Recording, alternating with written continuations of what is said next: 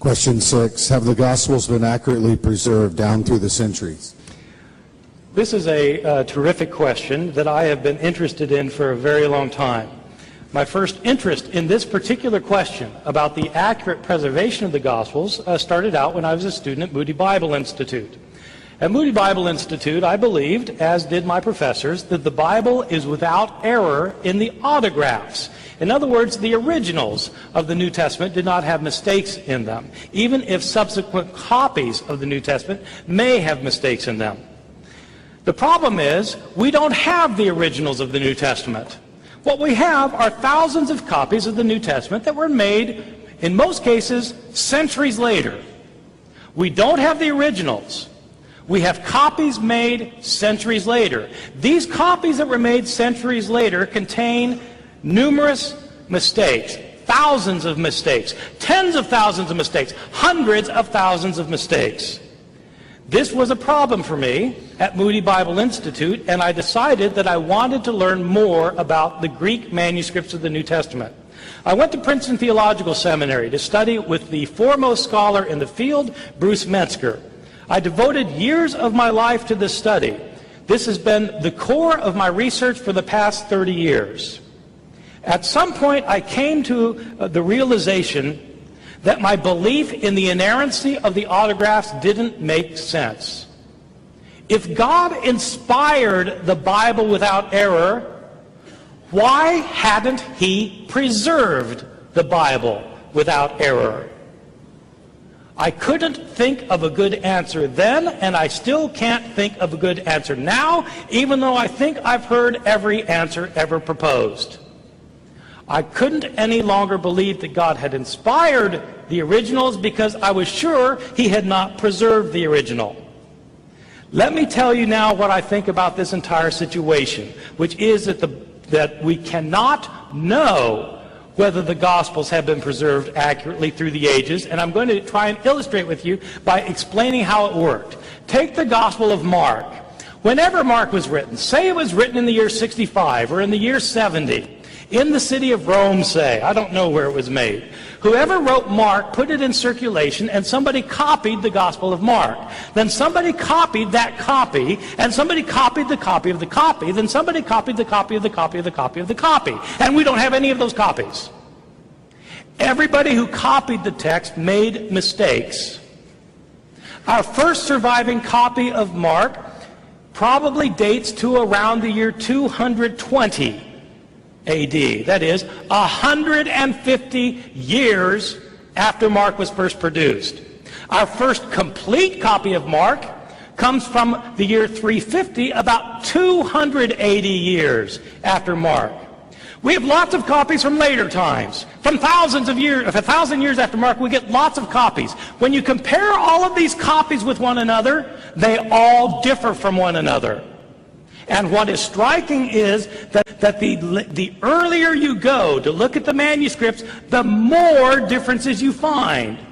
The earliest copies have the most mistakes. What would happen if we found copies that were still earlier? The only evidence we have is the evidence that survives, which suggests that in the early periods of copying, there was the most mistakes made.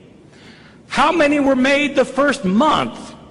Or the first year, or the first decade? How many mistakes were made in the copy of the copy of the copy, which served as the copy of all the copies that we now have? We have no way of knowing. If Craig thinks that we have a way of knowing how the gospel was changed in its first 100 years, I want to know what the answer is, because I've worked on this problem for 30 years, and I don't know of a way to know, and I've never seen a good explanation.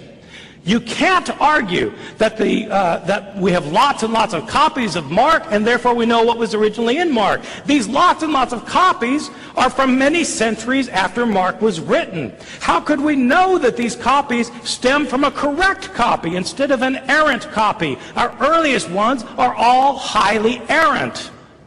Sometimes you will hear Christian apologists say that the New Testament is the best attested book from antiquity, and therefore you can trust it. It's true it's the best attested book from antiquity, but the attestation is all from 1,000 years later. It doesn't make sense to say that you can trust it because it's well attested. If the New Testament was well attested, then you could say what the New Testament originally said. Whether you should trust it or not is another question. But the reality is we have lots of late manuscripts of Mark and of every other book of the New Testament. We don't have early ones, and the earliest ones we have are filled with mistakes. Question number 5. Do archaeologists and historians use the Gospels as sources? It's very easy to answer the question whether the archaeologists use the Gospels as sources. The answer is flat out no. Archaeologists dig to find material remains from antiquity, and their digs are not based on the study of literary texts such as the New Testament Gospels, as any bona fide archaeologist will tell you. But historians, of course, do use the Gospels as sources, principally as sources for knowing about the life of the historical Jesus. They have to, because there are no other sources that are reliable that exist, which leaves us with a problem, since the only sources that do exist are the Gospels, and they're not reliable either. There's no doubt that the historical Jesus is the most important person in the history of Western civilization. There is no doubt of that at all, in my opinion. But the unfortunate thing about Jesus is that we have such scanty documentation about his life. Most people don't realize this. But Jesus is never mentioned in any Greek or Roman non-Christian source until 80 years after his death. There is no record of Jesus having lived in these sources. In the entire first Christian century, Jesus is not mentioned by a single Greek or Roman historian, religion scholar, politician, philosopher, or poet. His name never occurs in a single inscription, and it is never found in a single piece of private correspondence. Zero, zip, references. The first time Jesus is mentioned in a Roman source or a Greek source is by the Roman governor of a province of Asia Minor, a governor named Pliny, in the year 112, 80 years after Jesus' death. And even then Pliny doesn't even name him Jesus. He simply refers to his name Christ in passing. That is the only reference within 80 years of Jesus' death. Jesus is mentioned 2 times, very, very briefly, by the Jewish historian Josephus in the year 93, over 60 years after his death, but he's mentioned in no other Jewish source of the first century at all. If you want to know about Jesus, you have to turn to Christian sources. There is no choice. The earliest Christian source is the Apostle Paul. But to the surprise of many Bible readers, Paul scarcely mentions anything about Jesus' words and deeds while he's living. He says a lot about Jesus' death and resurrection, but almost nothing about his words and deeds while alive. Which means if you want to know about the words and deeds of Jesus, the earliest sources are the Gospels. But these are filled, absolutely filled with discrepancies, historical mistakes, errors, contradictions, stories that have been changed and rechanged and changed yet again in the process of telling and retelling before the Gospel writers living 40, 50, 60 years after Jesus' life were able to write them down. Craig has said, well, eyewitnesses are still alive, so they'd be able to check the accuracy of the stories being told. I've never understood this argument, even though I've heard it for 40 years. Christianity started out as a small group of Jesus followers in Jerusalem, right after his death. Within 30 years, there were Christian communities that were established throughout many of the urban areas of the Roman Empire. There were Christian churches in Palestine, in Syria, in Asia Minor, what we think of as Turkey, in Greece, in Rome, possibly in northern Africa, almost certainly in Alexandria, Egypt. Hundreds of people were converting. Thousands of people were converting. How did they convert? By people telling them stories about Jesus. Who was telling the stories? If I convert you, and you convert your wife, and your wife converts her next-door neighbor, and next-door neighbor converts her husband, and her husband converts a business associate who goes to another city and converts his business associate, who's telling the stories? Is it eyewitnesses? Are the 12 apostles of Jesus talking to everybody who's telling a story and saying, make sure you get that right? The eyewitnesses are probably in Jerusalem. Where are the eyewitnesses in Ephesus? Where are the eyewitnesses in Tarsus? Where are the eyewitnesses in Alexandria? They are not there. The stories are changed and rechanged over the years so that historians have to use these Gospels very carefully and critically because they don't contain eyewitness reports, and we can't assume that what they say is historically accurate. Question number 7, our final question. Do scribal errors and textual variants significantly impact any teaching of Jesus or any important Christian teaching? Let me start by saying that when Craig says that the following view is a view of skeptics, that we don't have the originals, we have only copies, that thousands of copies have thousands and 10,000s of mistakes, when he calls that the view of skeptics, it's true, that is the view of skeptics, and it's the view of non-skeptics.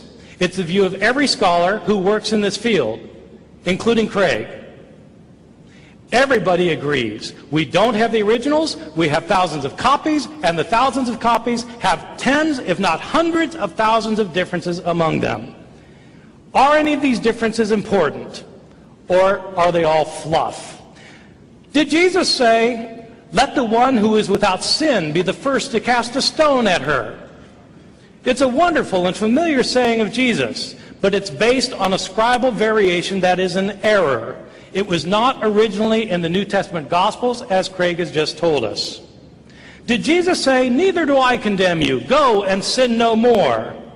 Well, does it matter whether Jesus said it or not? Turns out it's only in a textual variant. It was not in the original New Testament.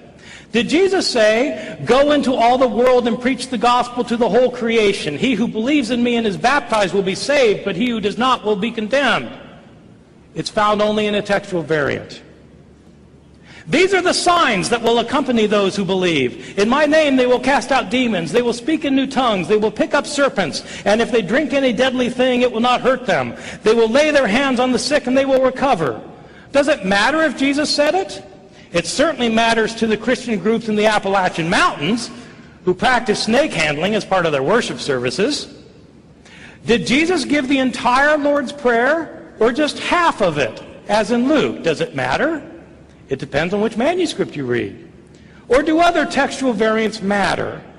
Does it matter whether the doctrine of the Trinity is explicitly taught in the New Testament? The only verse that comes close to teaching it directly is 1 John chapter 5, verses 7 and 8. There are three that bear witness in heaven, the Father, the Word, and the Spirit, and these three are one. Does it matter if that's in the New Testament? Does it matter whether the Gospel of John ever calls Jesus the unique God or not? It's based on a textual variant. Does it matter whether the Gospel of Luke teaches a doctrine of atonement or not? The view that Jesus died for the sake of others. It depends on a textual variant. Does it matter if Jesus was in such agony before his arrest that he sweat blood? It's found in only a single textual variant of the Gospel of Luke. Does it matter that entire words, lines, paragraphs, and pages were left out by some scribes? Does it matter that there are numerous places in the New Testament where scholars cannot decide what the original text said? Does it matter that there are some places where we will never know what the original author said? Does that matter or not? Many evangelical scholars claim that it doesn't matter. But I don't believe them because these scholars devote their lives to studying the Greek manuscripts. Why would they do that if it doesn't matter?